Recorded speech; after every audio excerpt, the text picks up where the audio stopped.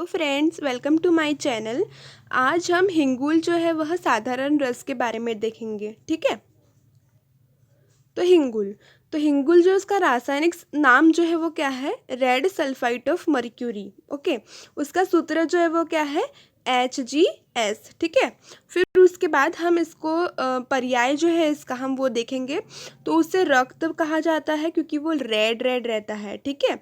फिर उसे सुरंग भी कहते हैं, चित्रांग कहते हैं, रसस्थान कहते हैं, रंजन, हंसपाद और चूर्ण पारद, ऐसे उसके नाम बताए गए हैं किसके, हिंगुल के। ठीक है। जिसे हम क्या कहते हैं, red sulphide of mercury. Okay.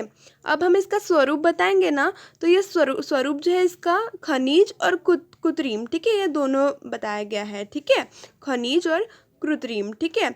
फिर उसके बाद जो बाजार में हम इसे जब लेते हैं ना, तो बाजार में जो कृत्रिम जो हिंगुल है वही उपलब्ध है, ऐसा बताया है। और यह पारद का मुख्य खनिज है। ठीक है। पारद का ये क्या है, मुख्य खनिज है। ठीक है। ये लाल वर्ण का रहता है, हमने सबसे पहले ही आपको फोटो दिखा दिए है इसकी, है ना। तो ये लाल वर्ण का रहता है। वो वजन में कैसा रहता है, भारी रहता है बहुत। ठीक है।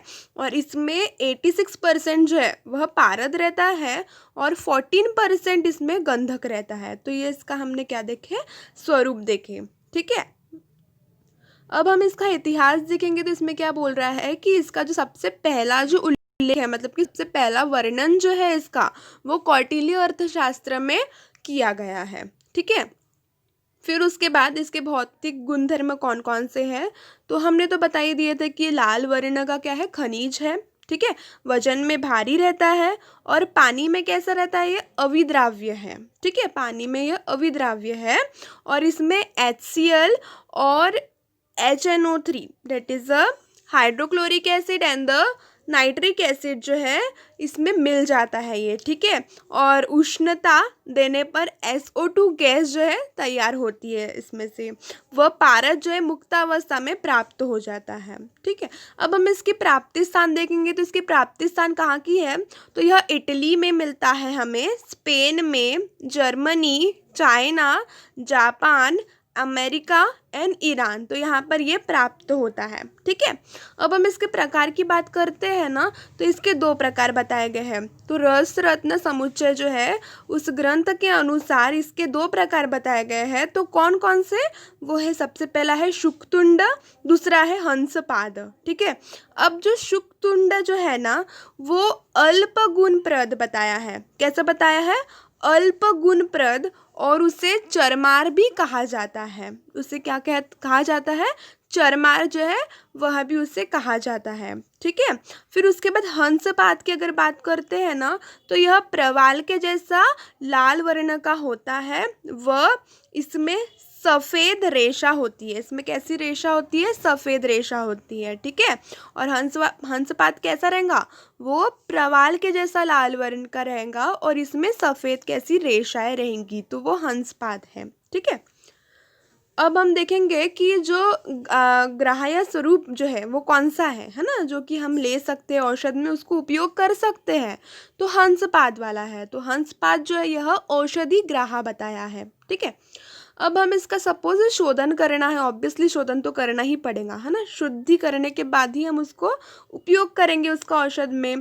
तो शोधन कैसे करेंगे कि अदरक की स्वरस की 7 भावना देने पर हिंगुल जो इसका शोधन होता है उसकी शुद्धि होती है। ठीक है। तो अदरक जो स्वरस है ना, उसमें अपन उसकी 7 भावना देंगे, हिंगुल जो है उसको। ठीक है।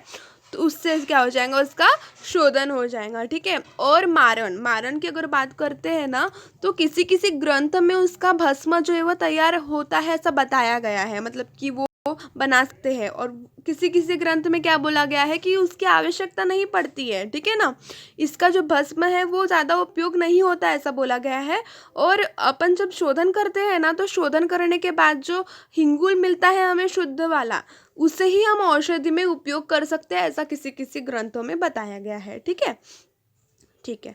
फिर उसके बाद हम इसका गुणधर्म और उसका उपयोग देखेंगे। तो इसका रस कैसा रहता है ना, कि तिक्त रहता है, कटु और कषाय, ऐसा इसका रस रहता है।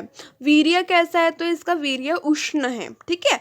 और इसका कर्म कर्म जो है वो क्या क्या करता है कि यह रसायन कर्म करता है, वृष्य है, बल्य, दीपन, वाजीकरण, अग्निवर्धक, हृदय और नेत्रिय है, ठीक है। अगर हमें इसका प्रयोग करना है कोई भी विकारों में, तो हम कौन कौन से विकारों में इसका हम प्रयोग कर सकते हैं, तो वो है प्रमेह, कुष्ठ, ज्वर, मंदाग्नि, हृदरोग, अरुचि, अम्लपित्त, कामला, प्लीहा रोग, आमवात इत्यादि। इन सभी में हम इसका क्या कर सकते हैं, उपयोग कर सकते हैं, प्रयोग कर सकते हैं, ठीक है।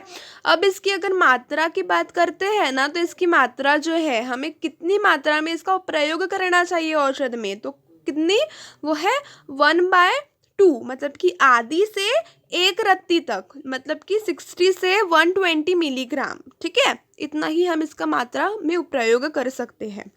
और इसका अनुपान के तौर पर हम इसके साथ क्या क्या ले सकते हैं, तो अदरक स्वरस, नागवेलपत्र स्वरस और मधु और गुड़, ठीक है। तो ये हम इसमें ले सकते हैं, ठीक है।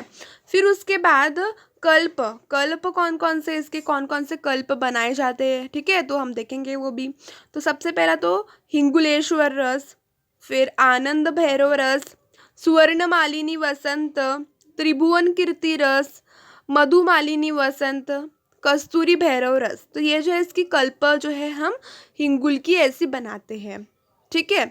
तो हमने ये क्या देखे, हिंगुल जो है साधारण रस के बारे में देखे।